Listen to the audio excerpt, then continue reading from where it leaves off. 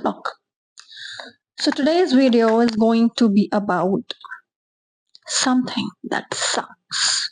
Yes, and that's manifestation. No, it doesn't suck because the word is like that. It sucks because of the hype it has created. Why? First of all, what is manifestation to you? What do you think? You had certain desire, it got completed. That you call as manifestation. I have been in this drama, that's why I'm saying you this. The thing is, people who kind of teaching today about manifestation, about law of attraction and all that, I really want to ask those people first.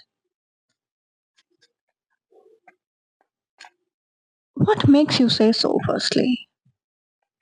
And how can you decide the timeline of the person whom you're teaching?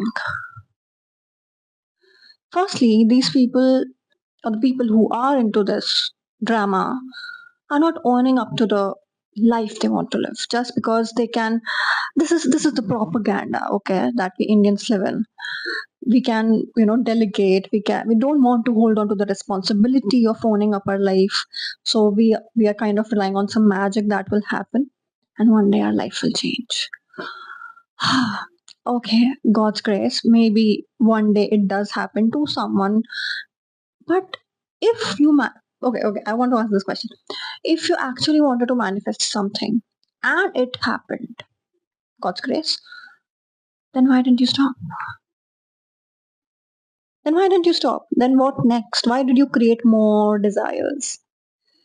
So the thing is that it's also written, in the concept of non-duality, or the concept in Gita that desires never stop. If you have to stop the desire, we need to stop the root of it. And these manifestation people are actually kind of creating a bait for you, so that you can be a part of it even more. You give them more money, they teach you something, or maybe some course, but they are always trying to make you step away from your own life.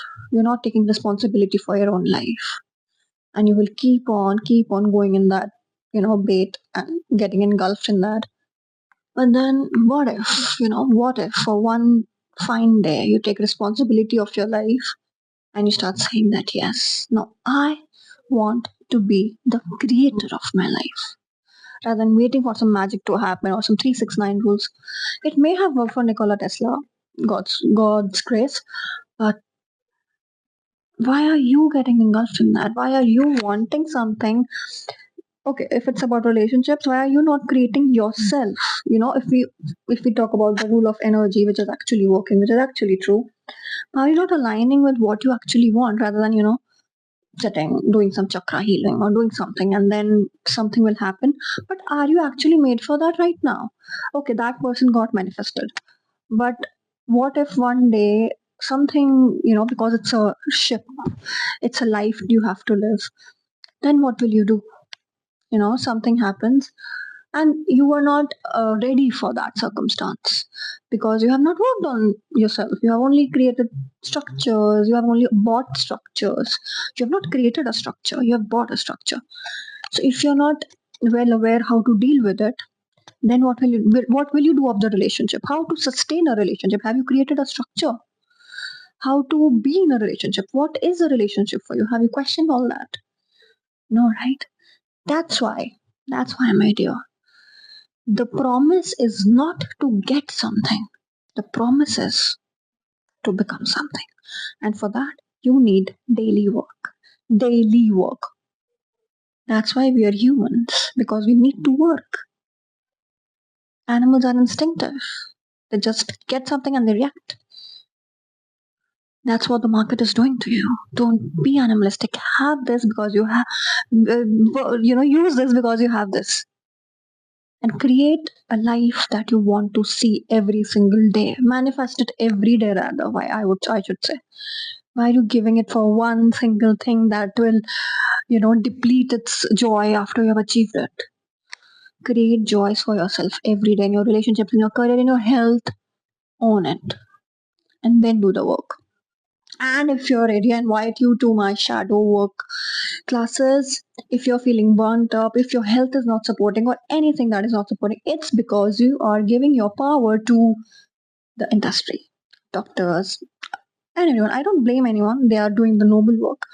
But today, most of the diseases, I would say 80%, are lifestyle diseases. So, agar, so if, I'm sorry for the Hindi. So, if you're owning up to your life choices, actions, you can own anything in your life, because just this you have to manage.